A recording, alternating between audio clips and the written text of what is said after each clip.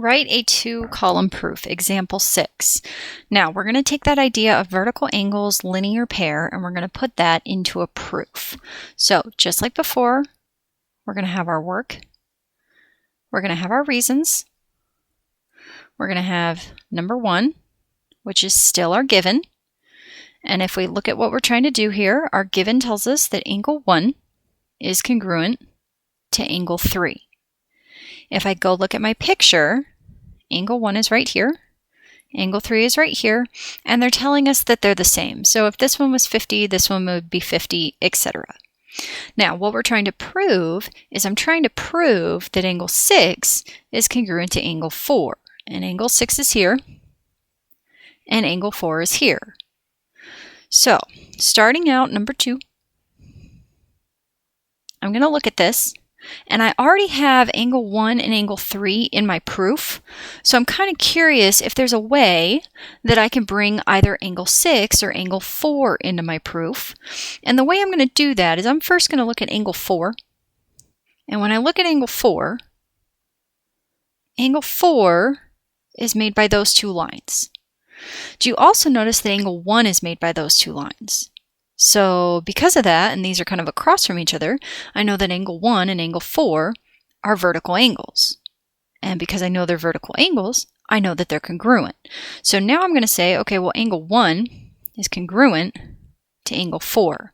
And the reason I can say that is because of the vertical angles theorem. Now, when you're doing a proof like this, you always make two statements and then you connect them. You don't want to make too many statements because then whoever is reading this is going to get confused. So I made statement 1, I made statement 2. I'm going to connect them in statement 3. And what I mean by that is if angle 1 is equal to angle 3 and angle 1 is also equal to angle 4, then what do I know about angle 3 and 4? Well, now I know that angle 3 is really congruent to angle 4. And that, if you remember from before, is the transitive property. Remember, if A is equal to B and B is equal to C, then A is equal to C. So if 3 is equal to 1 and 1 is equal to 4, then 3 is equal to 4. Okay, moving on. I now have angle 4 into my proof, but I don't have anything about angle 6. So now I'm going to go look at angle 6. Angle 6 is made between these two lines. Well, if I look at those two lines, angle 3 is also made between those two lines. And angle 3 and angle 6 sit across from each other.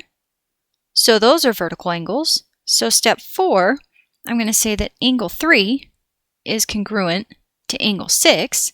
And once again, I know that because of the vertical angles theorem. Now, once again, you make two statements, you connect them. Well, here's two new statements, so I'm going to connect them into statement number 5. So let's think about this.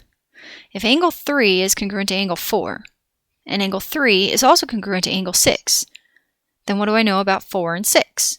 Well, I know angle 4 is congruent to angle 6. And given how they kind of wrote their answer here, I'm just going to go directly there because it doesn't really matter which direction we pull these out of.